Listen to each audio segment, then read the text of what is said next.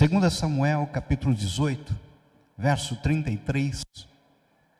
Depois, se você for rápido de endereço, Malaquias 4:6. Diz assim a palavra do Senhor: Então, o rei, profundamente comovido, subiu à sala que estava por cima da porta e chorou. E andando dizia: Meu filho Absalão, meu filho Absalão, quem me dera que eu morrera por ti, Absalão, meu filho, meu filho.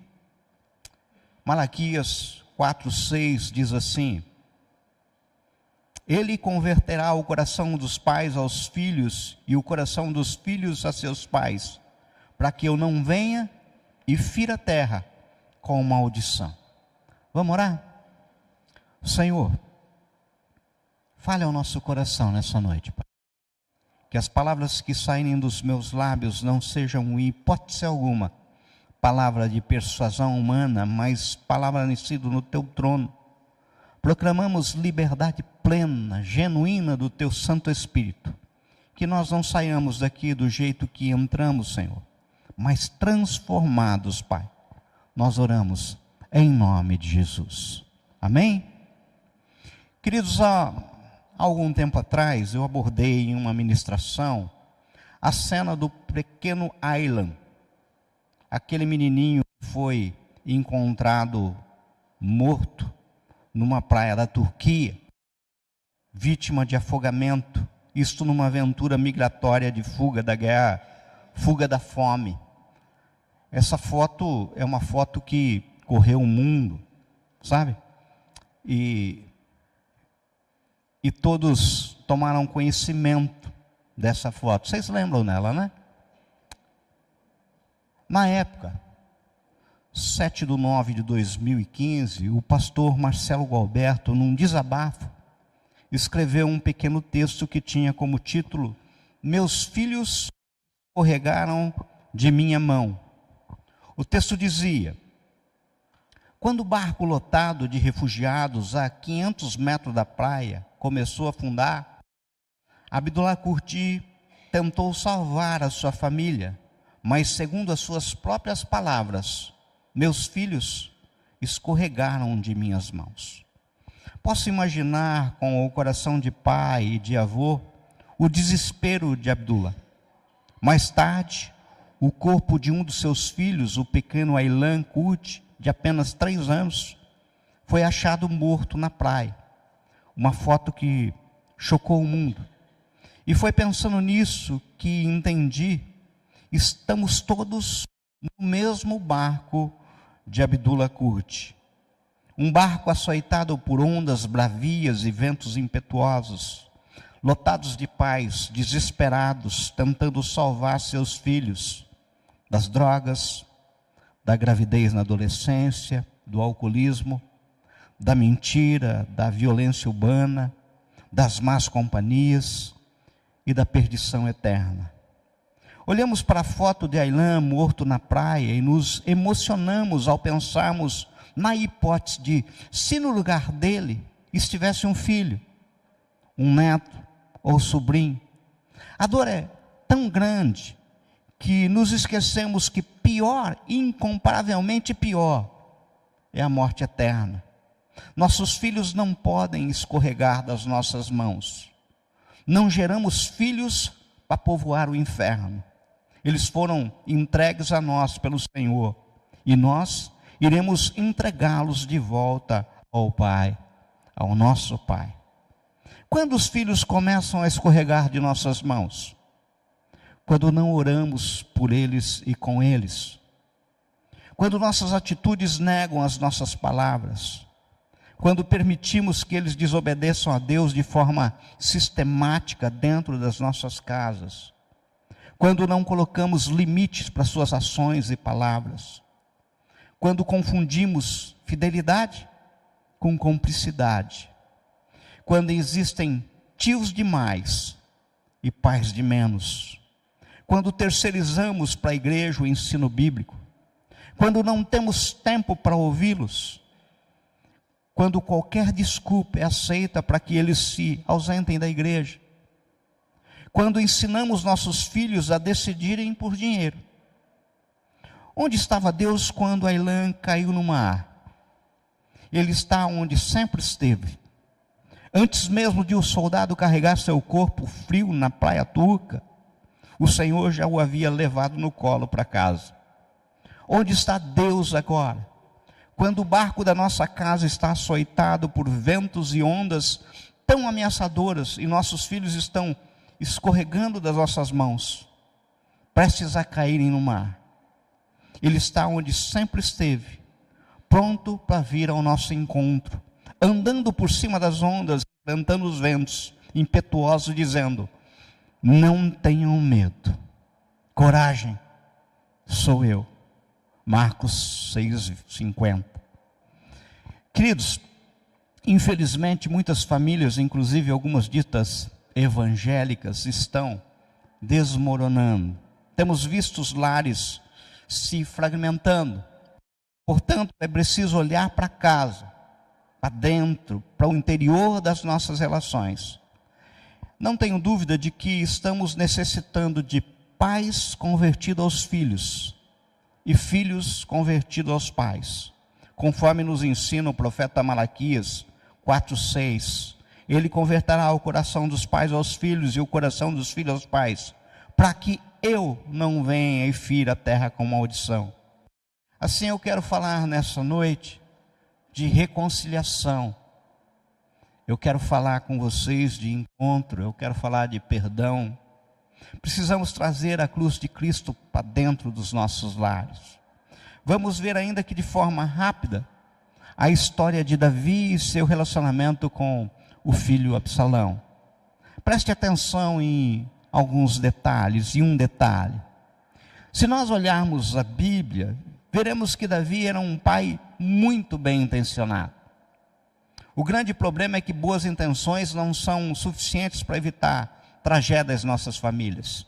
Inclusive o ditado popular diz que de boas intenções o inferno está cheio. É fácil notarmos as boas intenções de Davi. Por exemplo, a começar pelos nomes que ele dá a seus filhos. No tempo de Davi, principalmente naquela cultura, os nomes pessoais revelam muito as intenções, as expectativas que os pais tinham em relação aos filhos. Logo, Davi espera muita coisa boa dos seus filhos. Por exemplo, o primogênito, Aminon, significa fiel em hebraico. Adonias significa aquele que pertence a Adonai, ao Senhor. Davi diz: este é de Deus, é do Senhor. Salomão significa pacífico. Absalão, Absalom, que significa o pai da paz.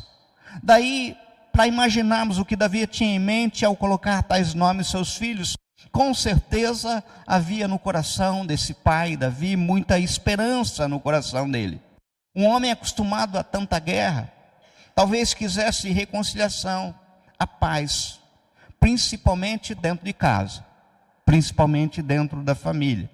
Com certeza Davi jamais pensou que Absalão um dia viria a traí-lo, gerando um golpe de estado a fim de destronar o próprio pai e assumir o poder. A verdade é que Davi, embora tenha sido um homem marcante, tremendo, importante, para vocês terem ideia, depois de Jesus é o nome mais citado na Bíblia, Davi.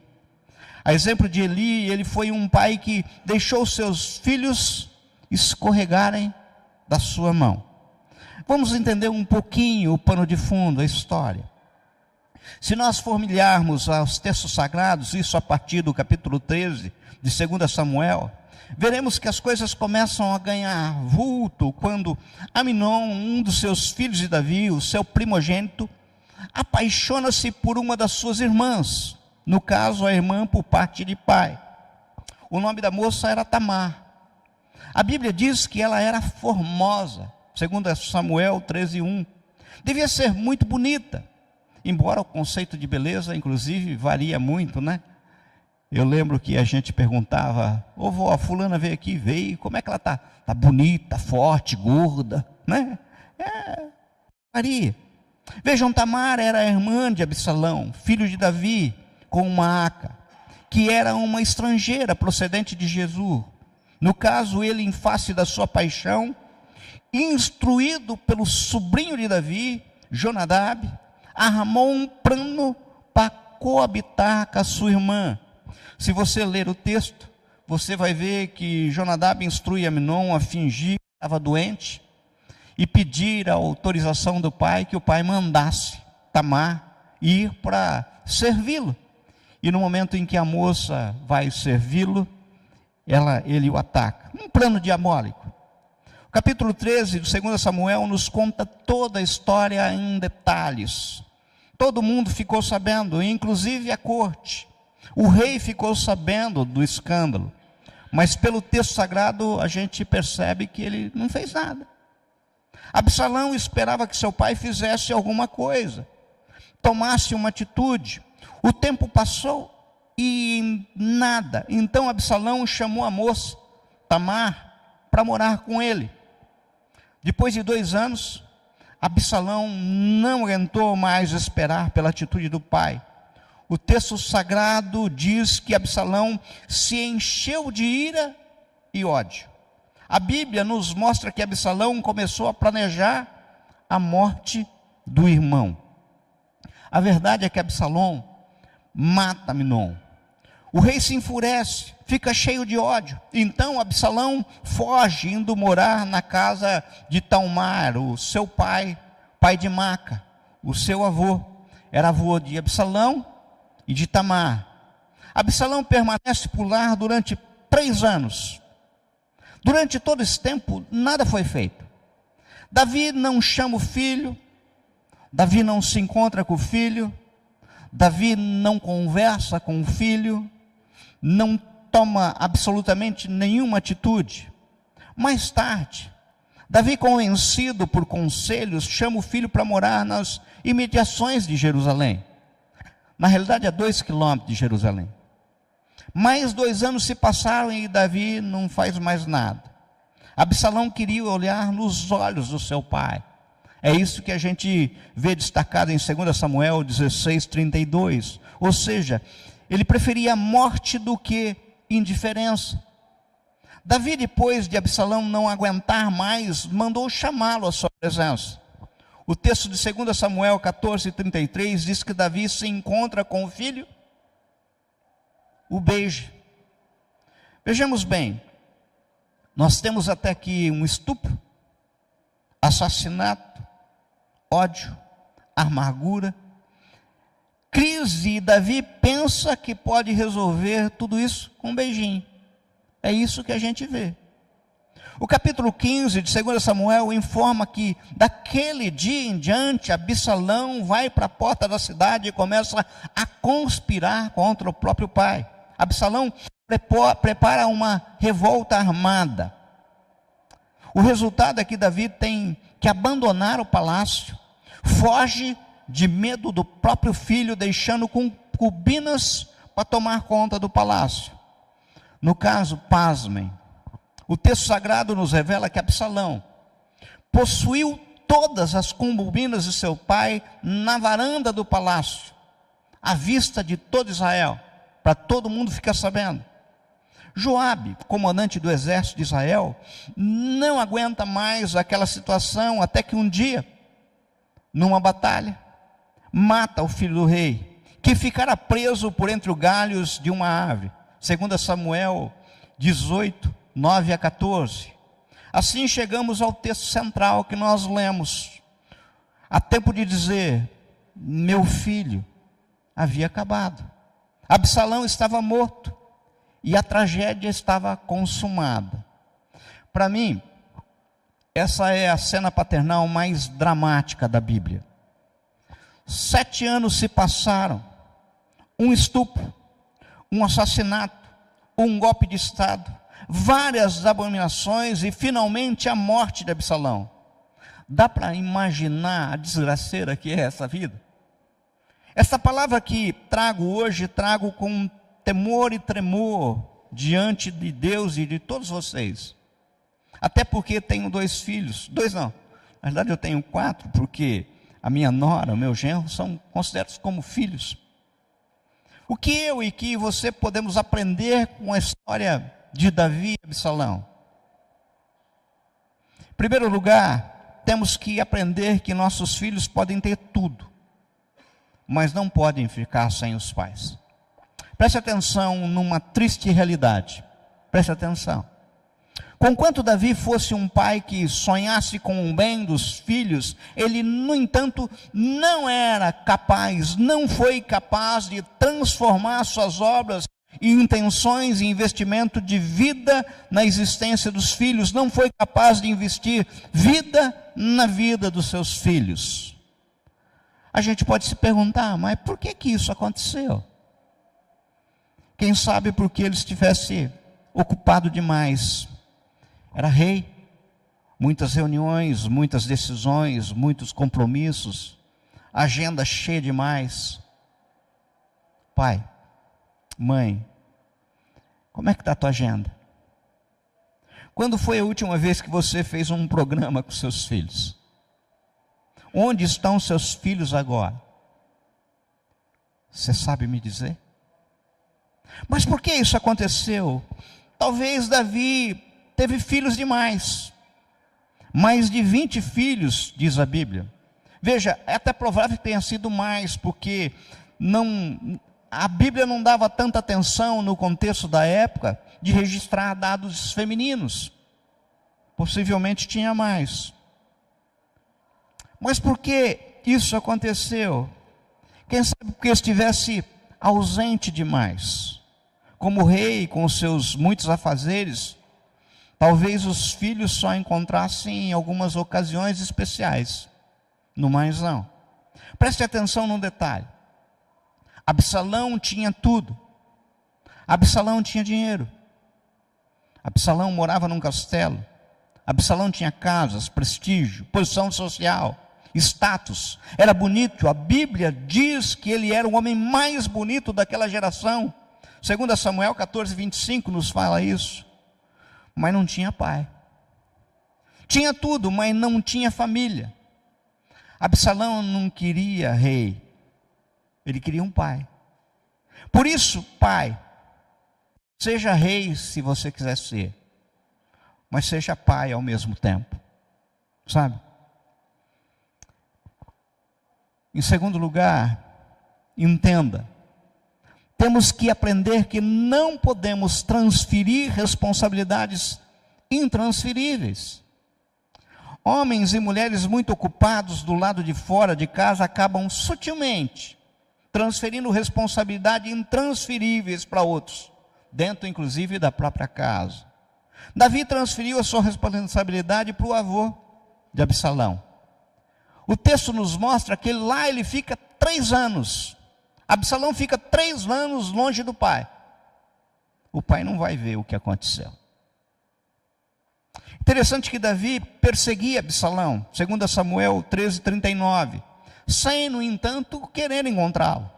Pois se quisesse, não haveria dificuldade de fazer isso. Davi sabia onde encontrá-lo. Além do que, Davi era rei. Era fácil para ele. A pergunta que fazemos é a seguinte: pai e mãe, pense comigo. Para quem muitas vezes você está transferindo a responsabilidade de administrar a alma dos seus filhos? Para os avós? Para o assessor? Para os filhos mais velhos? Para a escola? Para a igreja? Para algum influenciador digital qualquer? Uma das marcas de pais convertidos aos filhos é a capacidade de não transferir responsabilidade. Outra grande marca é de não minimizarem o poder das amarguras familiares. Entenda, pais convertidos aos seus filhos não brincam com o ódio existente entre os filhos e não acham que isso é algo sem importância, que não precisa ser tratado, que não precisa de uma ação. Em terceiro lugar, o texto que lemos nos mostra que precisamos aprender que não podemos deixar de confrontar nossos filhos com a verdade. Davi era um homem capaz de vencer gigantes, exércitos inteiros, mas era incapaz de confrontar seus filhos. Não havia diálogos com os filhos. Por que Davi não confronta seus filhos? Essa é uma pergunta que nos surge quando lemos o texto. Vários motivos. Talvez cansaço, talvez falta de tempo, talvez eles fugissem dele. Ouço muitos pais falando disso. Os filhos estão fugindo. O mais importante, acredito, que é sentimento de culpa.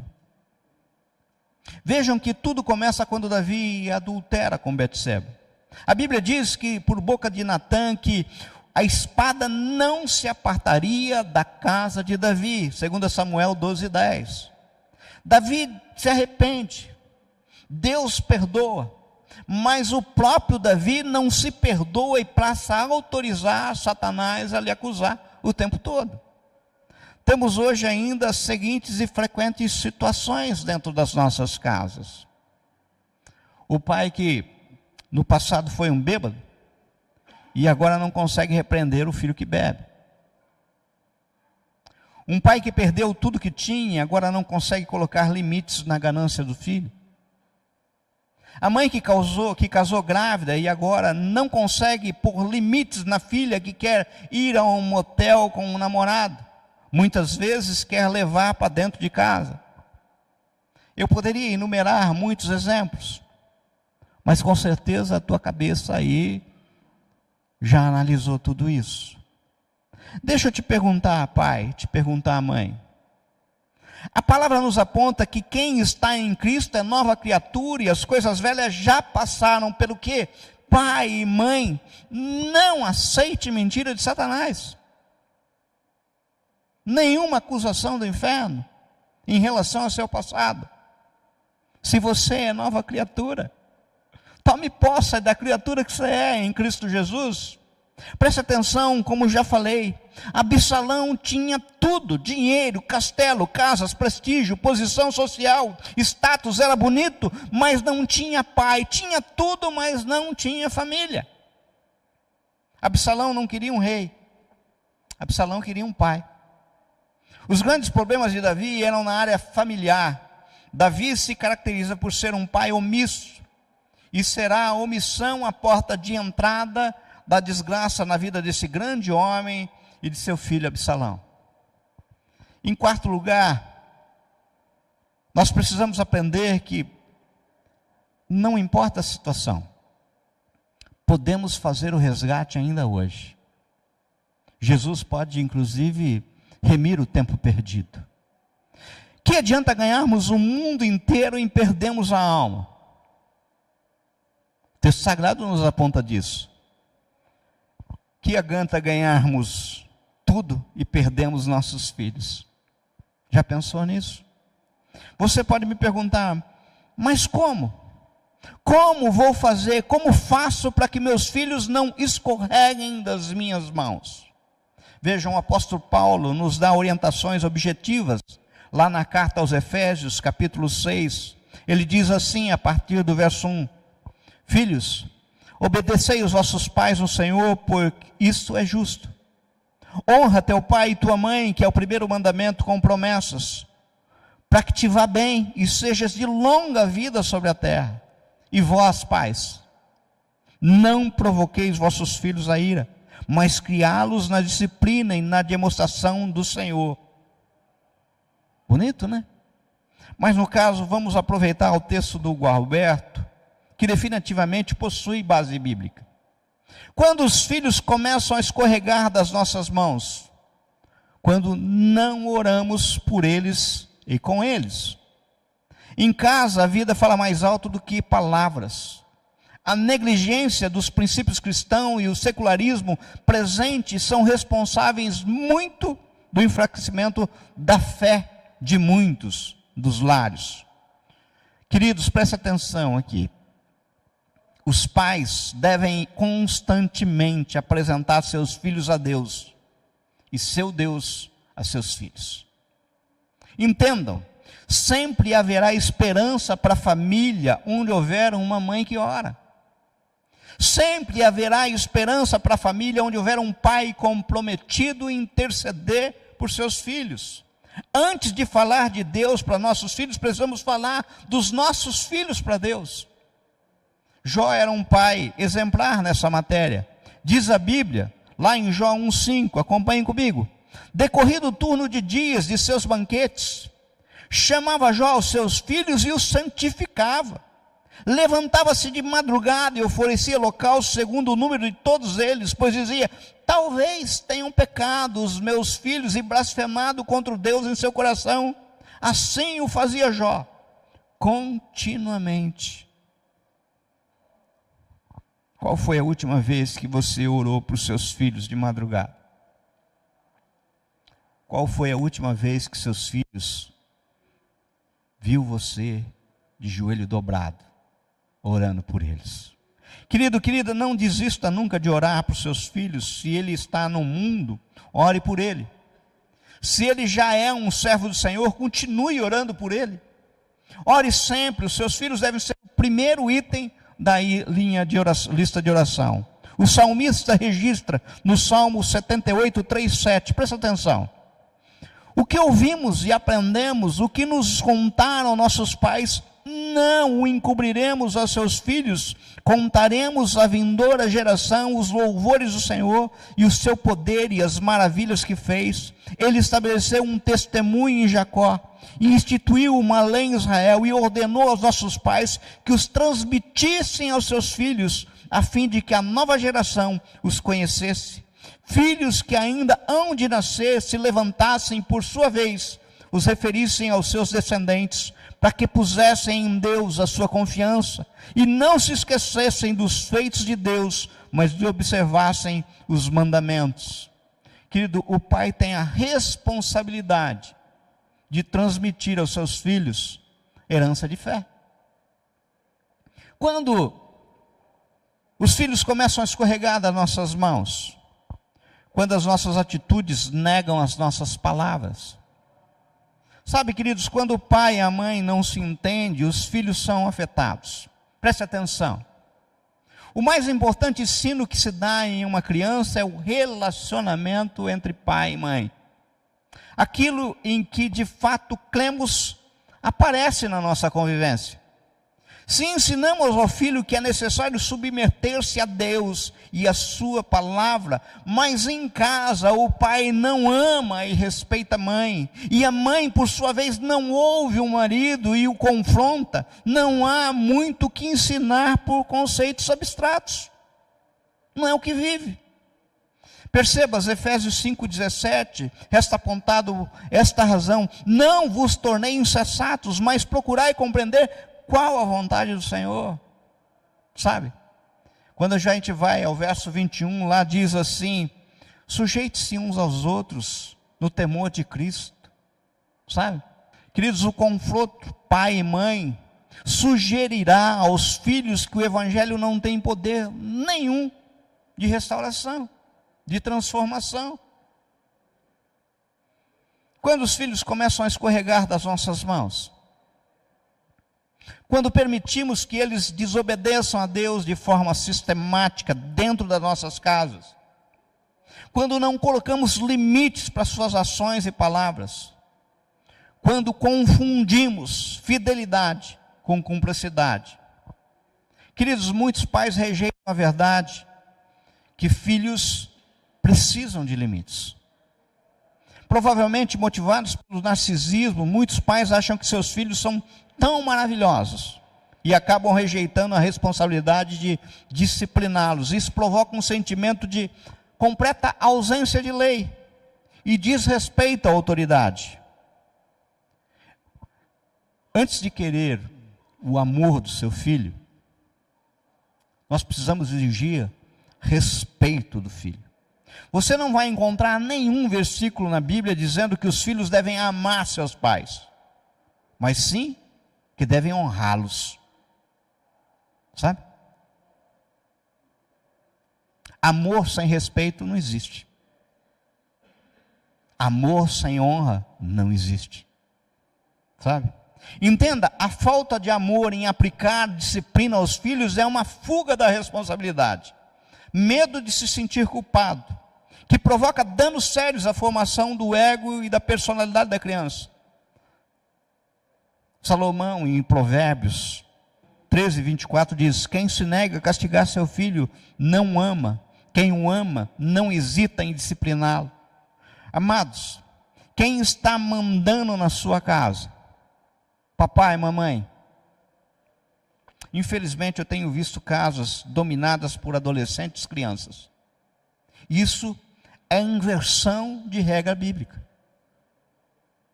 Isso é o contrário do que a palavra nos ensina. Quero deixar bem claro que disciplina não pode ser confundida com violência, nem com descontrole emocional. Sabe? A disciplina deve partir de regras claras, a ser aplicada com coerência, mostrando preocupação com o benefício da criança. Para terminar, é insanidade continuar fazendo sempre a mesma coisa e esperar resultados diferentes, sabe? São palavras atribuídas a Albert Einstein. Toda solução relacional é encontrada na Bíblia. E sabe de uma coisa, como certa vez o pastor, cantor Fred Arraes disse: existe uma nova geração que não gosta da Bíblia. Sabe por quê? Porque a Bíblia não se conforma com o que pensamos. Ou ela te transforma, ou ela te ofende. Amados, como resta apontado no texto que lemos de início, então o rei, profundamente comovido, subiu à sala que estava por cima da porta e chorou. E andando dizia: meu filho Absalão, meu filho Absalão, quem me dera eu morrera por ti, Absalão, meu filho. Qual a solução? Pais convertidos ao coração dos filhos e filhos convertidos ao coração dos pais. Não perca tempo, o tempo não sara feridas. Quem sara ferida é o sangue do Cordeiro, pois ele mesmo nos apontou: sem mim nada vocês podem fazer. João 15:5. Amados, eu posso não saber a situação de cada lar, de cada um que me ouve nesse momento, de cada um que entrou nesse templo, mas tudo que apontei foi uma mensagem do céu para evitar choro tardio. O choro depois que o filho, a filha já escorregou da mão, já não tem mais jeito. Por isso, se necessário, chore agora, mas não fique só no choro. Tome uma atitude. Essa atitude é: ore mais, busque a Deus, obedeça ao Senhor, que se converta corações dos pais aos filhos e dos filhos aos pais. Por isso eu quero orar por você, pai. Eu quero orar por você, mãe. Eu quero orar por você, filho, neste momento. Onde está Deus agora quando o barco da nossa casa está açoitado por ventos e ondas tão ameaçadoras e nossos filhos estão escorregando das nossas mãos, prestes a caírem no mar? Ele, Jesus, está onde sempre esteve, pronto para vir ao nosso encontro, andando por cima das ondas, enfrentando os ventos impetuosos e dizendo: não tenham medo, coragem, sou eu. Senhor, essa palavra de hoje é tão objetiva, tão clara, tão transparente, sabe? Mas muitas vezes para nós soa como aquela canção do Guedes, Sol de Primavera. A lição a gente sabe decor, só falta aprender. E para nós falta colocar em prática. Senhor, o Senhor diz de uma forma bem clara, Mateus 11:28, vinde a mim todos vós que estão cansados. Tem pais aqui cansados, tem mães aqui cansadas, e tem filhos aqui cansados. Senhor, que essa palavra meditada hoje, Senhor meu Pai, que mostrou de uma forma clara uma desgraça que entrou dentro de uma família, Senhor. O rei de Israel, uma filha estuprada, um filho assassinado, outro morto, um golpe de estado, sedição, tudo isso nas barbas do rei. Tua palavra é maravilhosa, que ela não esconde nada. O texto sagrado diz que Elias era homem como nós. Por isso, Senhor, nos transforma. Nos dá, Senhor meu Pai, que essas lições se transformem em prática em nossa vida. Que a gente ore mais, que a gente busque mais, que a obediência ao Senhor fique clara, que a linguagem dentro dos nossos lares seja claro, que se convertam corações dos pais aos filhos e dos filhos aos pais, porque só assim nós teremos famílias resgatadas por inteiro. Recebe a nossa oração no teu trono, Pai. Nós oramos, Senhor, em nome de Jesus. Amém? Amém.